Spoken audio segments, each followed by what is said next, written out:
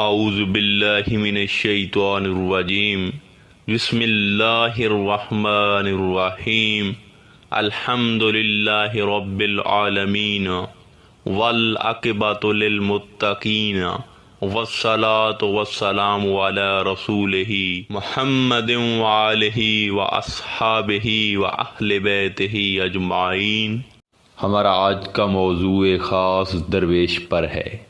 ویسے تو نام درویش کو ہمارے معاشرے میں کافی پذیرائی حاصل ہے اور تقریباً ہر شخص لفظ درویش سے آشنا ہے، اس نے کسی نہ کسی سے یہ لفظ سنا ہے، مگر حقیقت میں درویش کون ہوتا ہے، طریقت میں درویش کا مقام و مرتبہ کیا ہوتا ہے، اس کی پہچان کیا ہے، یہ بہت کم ہی لوگ جانتے ہیں۔ ہم نے یہ فیصلہ کیا ہے کہ ہم آج کی اس ویڈیو میں سامعین کی خدمت میں درویش کی مکمل بایوگرافی پیش کریں کہ یہ کون ہوتا ہے، اس کا مقام و مرتبہ کیا ہوتا ہے اور اس کی پہچان کیسے ہوتی ہے۔ اب بلا تاخیر ہم اپنے موضوع کو سٹارٹ کرتے ہیں۔ سامعین کرام، لفظ درویش دو لفظوں سے مل کر بنا ہے، در جس کا معنی ہے موتی اور ویش جس کا معنی ہے بکھیرنا، یعنی ایسی بات لکھنے والا، بتانے والا، نظر کرنے والا یا توجہ کرنے والا جس سے معرفت کے سچے موتی بکھر جائیں، اور جہاں بکھریں وہاں صرف وہ معرفت ہی نہیں بلکہ معرفت کا گلستان آباد ہو جائے، اسے درویش کہتے ہیں۔ بقول سلطان العارفین کے آپ فرماتے ہیں، درویش بن درپیش نہ بن۔ اس کا مطلب یہ ہے کہ درویش کا کام ہے کہ معرفت کے موتی کو، یعنی جو اس نے بکھیرنا ہے، وہ طالب کے دل میں ماند گلزار نچھاور کرے، کیونکہ اصل چیز تو دل ہی ہے، لہذا دل کے علاوہ کہیں اور موتی بکھریں تو وہ رائگاں ہی جاتے ہیں۔ حضور سلطان العارفین حضرت سخی سلطان باہو رضی اللہ تعالیٰ عنہ فرماتے ہیں، لفظ درویش کے 5 حروف ہیں، دال رے واو یہ شین۔ پس حرف دال سے مراد یہ ہے کہ وہ قلب میں درد رکھتا ہو، کیونکہ درد مندوں کے دل میں شوق اللہ کی آگ بھڑک رہی ہوتی ہے، اور یاد رہے کہ عشق ایک آگ ہے اور اس کا مسلسل بھڑکنا ہی اس کی خاصیت ہے۔ جیسے آگ کا وجود شعلے سے ہے، اسی طرح درویش کا وجود عشق سے ہے۔ محبت آتش عشق کا دھواں ہے، اس لیے آتش عشق میں جلنے والے محبت کے پیامبر ہوتے ہیں، اور شمع اپنی لو اس شوق میں برقرار رکھتی ہے کہ پروانے اس کے گرد جمع ہوں۔ اس لیے کہا جا سکتا ہے کہ شمع اور پروانوں کا ساتھ دائمی ہے، لیکن اس درویش کے درد کا اندازہ کون کر سکے گا جو ہمہ وقت آتش عشق روشن کیے ہوئے بیٹھا ہے۔ لیکن افسوس یہ ہے سامعین محترم کہ اس سے فیض یاب ہونے والے موجود نہیں ہوتے۔ اب درویش و فقیر کے اندر یہ جذبہ ہوتا ہے کہ تمام مخلوق خدا اللہ تعالیٰ کی دیوانی ہو جائے، لیکن لوگوں کی رغبت تو صرف مال، دولت اور آسائش زندگی ہے، اس لیے انہیں یہ خوف لاحق ہوتا ہے کہ اگر وہ درویش یا فقیر کی صحبت میں گئے تو اسباب دنیا کی محبت سے ان کا دل خالی ہو جائے گا۔ رزق کی کمی کا خوف انہیں راہ راست کی جانب آنے نہیں دیتا، جبکہ درویش عاشق محرم راز کا منتظر ہوتا ہے، کیونکہ اس کی اندرونی کیفیت کو محرم راز ہی سمجھ سکتا ہے۔ اور یاد رہے کہ درویش ایک پھول ہوتا ہے جس کی خوشبو ہر طرف پھیلی ہوتی ہے۔ سامعین کرام، حضور سلطان العارفین فرماتے ہیں کہ درویش کے حرف ریز سے مراد راستے دین ہو، یعنی دین پر چلنے والا ہو، دین کو صدق دل سے قبول کرنے والا ہو، اور اہم چیز کہ وہ شریعت کا پیروکار ہو، جس بات کا شریعت حکم دے اسے لازمی عمل میں لائے، چاہے اس کی جان لبوں پر کیوں نہ ہو، اور جس چیز سے شریعت منع کرے فوراً رک جائے، چاہے کتنا نفع کیوں نہ ہو۔ حضرت سخی سلطان باہو رضی اللہ تعالیٰ عنہ فرماتے ہیں، ہر مراتب از شریعت یافتم پیشوائے خود شریعت ساختم۔ میں نے شریعت پر عمل پیرا ہو کر ہر مرتبہ حاصل کیا ہے، اور میں نے شریعت کو اپنا پیشوا بنایا ہے۔ سامعین کرام، درویش کی ہر واو سے مراد وحدانیت لا شریک لاہو ہے، یعنی درویش شرک سے دور رہتا ہو۔ اب شرک کیا ہے؟ دیکھیں، بعض لوگ یہ سمجھتے ہیں کہ اولیاء کرام کی مزارات پر جانا یا مرشد اکمل سے کچھ طلب کرنا شرک ہے، یا یہ لوگ معاذ اللہ اولیاء کرام کو شرک کرنے والا سمجھتے ہیں، بس باقی یہ جو کچھ کرتے پھریں وہ شرک نہیں ہے۔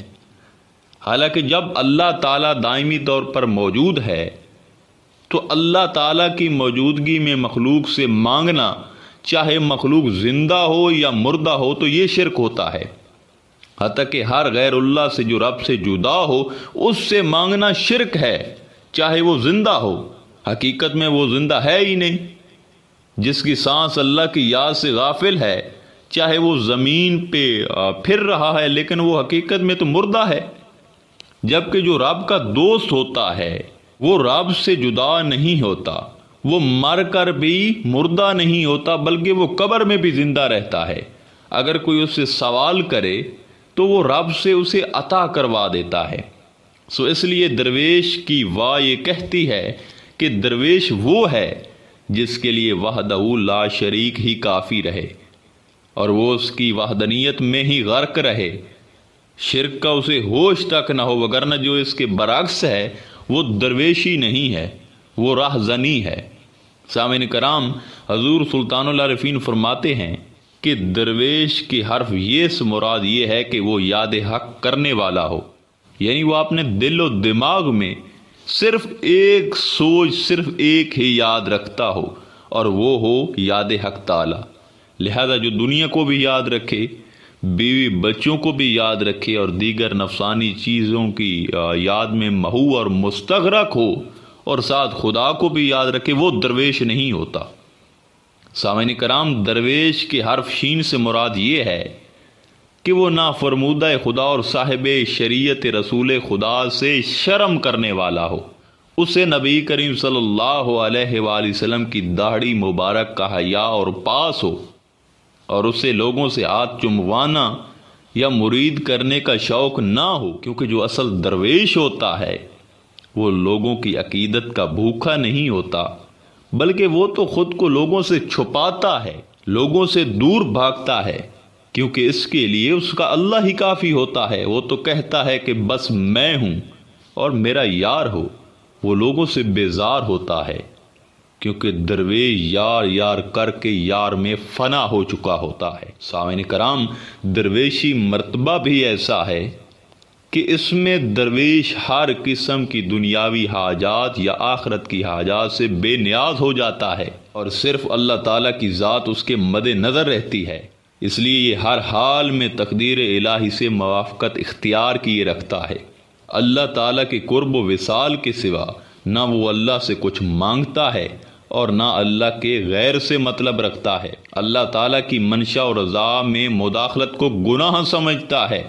حضور سلطان العارفین فرماتے ہیں کہ درویش گنج بخش بادشاہ ہوتا ہے، لہذا جو اس کے در پہ آتا ہے یہ اسے مالا مال کر دیتا ہے۔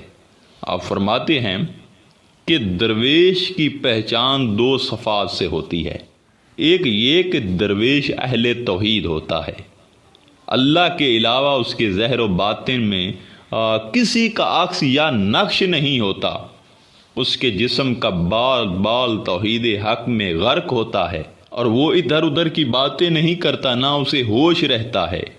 اور اہل توحید کی پہچان یہ ہے کہ جب وہ آئینہ دیکھتا ہے تو اس آئینے میں اسے اپنی صورت نظر نہیں آتی، بلکہ وہ آئینہ میں یار کو دیکھتا ہے۔